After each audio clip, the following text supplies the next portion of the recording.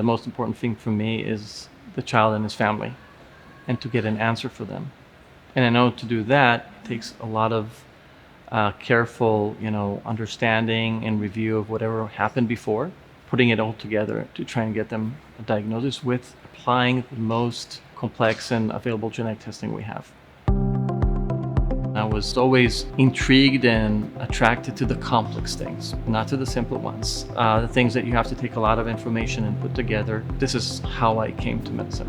The majority of what we see is actually children with very complex disorders. Sometimes they come to us after months and even years. They have been evaluated and nobody knew what's going on. And then what we do, we have really great tools today. And by knowing exactly what's the right tool to apply, we many times can find the diagnosis.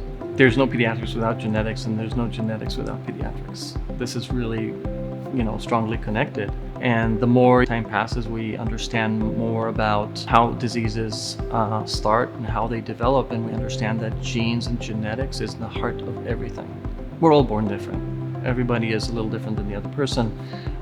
Everybody has something that they carry, something that they have.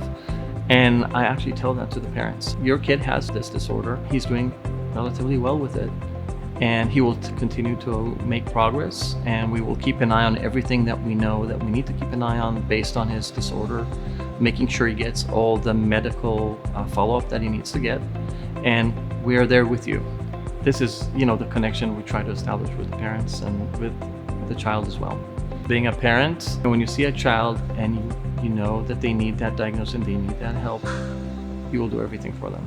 When I see a patient, and at first, the most important thing for me is to listen to them, to see what they want, to see what they went through. And listening is really listening, not just hearing them, listening to them. Kids are amazing. They're amazing. So having that connection with a child, there's nothing better than that.